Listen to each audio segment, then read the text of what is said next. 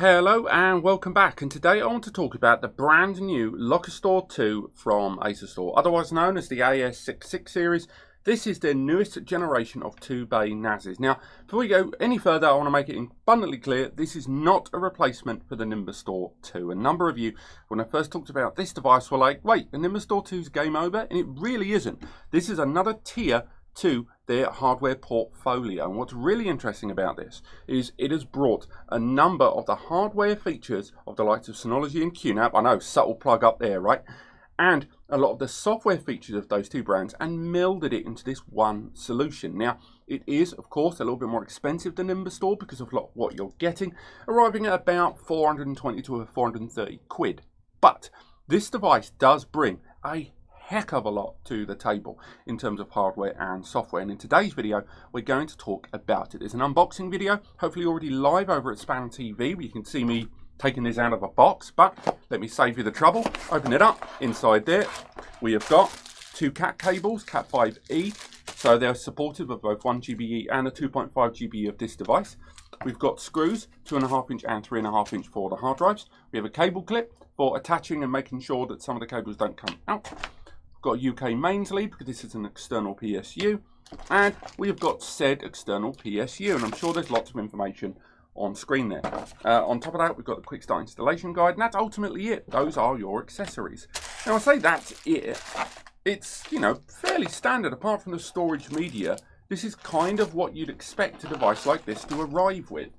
It is a very, very well featured 2-bay solution. Now, before we go any further, let's talk a little bit about the hardware, because if you're watching this video, chances are you are considering the LockerStor 2 because you've heard good things about the hardware, if not from this channel, then from a bunch of websites like TweetTown and Storage Review and stuff like that. And they're right. There is a lot to be said for this device and its hardware. First and foremost, that CPU, the J4125, great scores on CPU benchmark. It supports AES encryption, it supports 4K and 1080p transcoding to a pretty good degree. It supports a great floating point in a multi-user environment. It's got good graphical support with UHD Graphics 600 embedded on that CPU as a transcoding engine in terms of NAS, but just generally embedded graphics. It supports DDR4 memory, arriving with 4 gig by default that can be upgraded to 8 gig maximum and maybe more unofficially, but we'll check that out in another video. It supports the latest 16 TB hard drives. It's got NVMe SSD caching bays inside. You know, so the internal performance, you know, even on day one, you can soup that bad boy up. On the rear of the device, we have got 2.5 GBE there on the rear as well. So again, 250 megabytes per second potential in each port, or 500 if you link aggregate them. There's even 3 USB 3 ports with one on the front, 2 on the back, that allow you to add network interface upgrade via USB for 2.5 GBE and 5 GBE. This has a huge amount of growth potential built in, and there are USB 3 expansion devices from Asustor as well. There is an HDMI output as well for 4K, and that is a 4K 60 frames per second HDMI 2.0A port. So you've got some great output there as well. What I'm saying is, this is a lot for what you're paying. You're getting quite good value. And as mentioned in my other videos, the LockerStor 2 represents what I think is one of the best middle grounds for hardware versus software I've ever seen. I haven't got together finalizing any lists for the end of the year for the best NASes for me, but this is a real contender, because this device, for that 420, 430 NEC, let's just call it 430, this device arrives with support of BTRFS, it arrives with support of virtual machines, surveillance, snapshots, cloud and NAS to NAS backups. It arrives with a whole myriad of multimedia apps. It supports Plex Media Server, containers, Docker and Portainer or Podtainer, whatever it calls itself. It arrives with a vast degree of support for gamers as well, with a gamer inspired theme available. You've got live streaming applications, so you don't have to pay subscription services and run your streaming platform directly from the NAS and archive your footage as well. It arrives a huge degree of third-party application support as well, and a dedicated HDMI application in the form of Asustor Portal or ADM Portal, which runs parallel to the system. So your many users can access this device via the network and the internet And you've still got direct HDMI output as well that could be controlled with a keyboard, mouse, remote control, or even a standalone surveillance platform. This is a very, very good middle ground for hardware and software. But it's not all good. We have to address a few of the things that we don't like. First and foremost, the applications and the software, as good as it is still not quite up there with Synology and QNAP.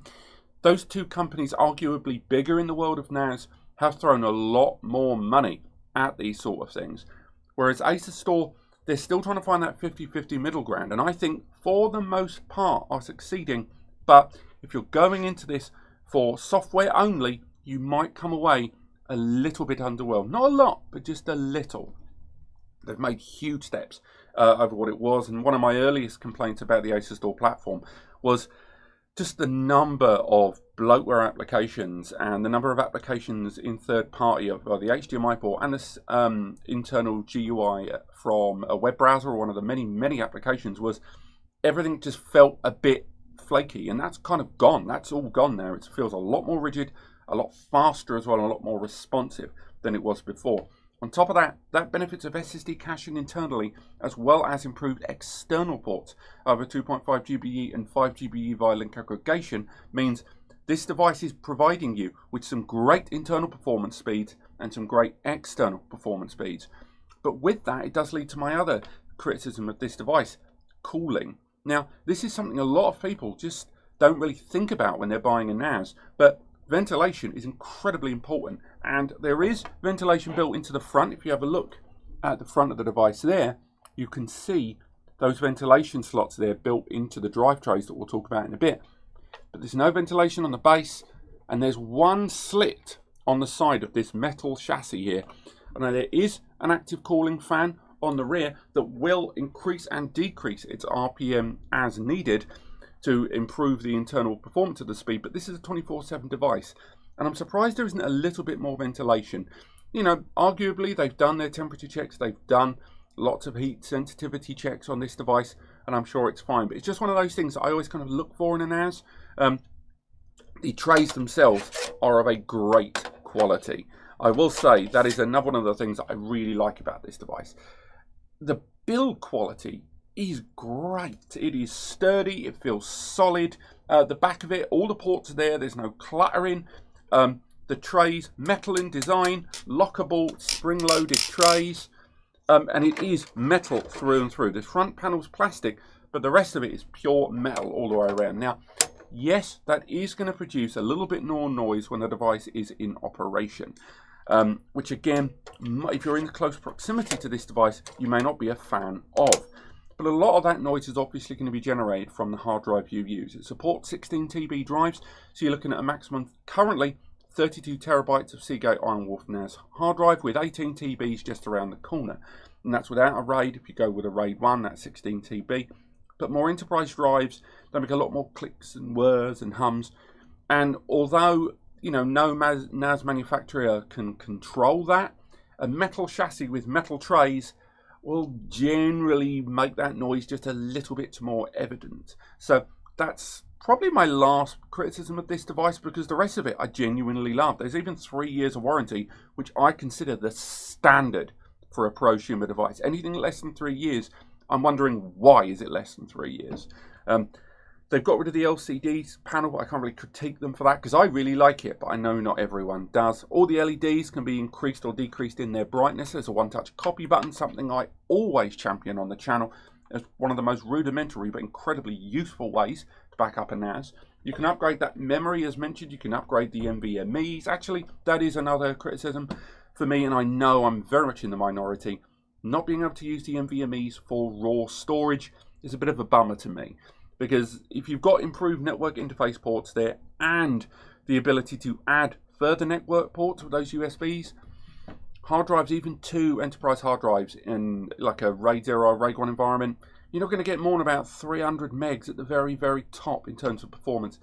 PCIe NVMEs, particularly ones like the ones in there that use PCIe Gen 3x4, it's like 3,000 megs, some of those SSDs, with the PCIe lane for each of them going up to 4,000. Now, I know there are limitations with the number of PCIe lanes open to a CPU in this chipset, but you could still open the door to NVMe's being used for storage. Maybe they will one day, but for now, it looks like something that they don't want to entertain that right now.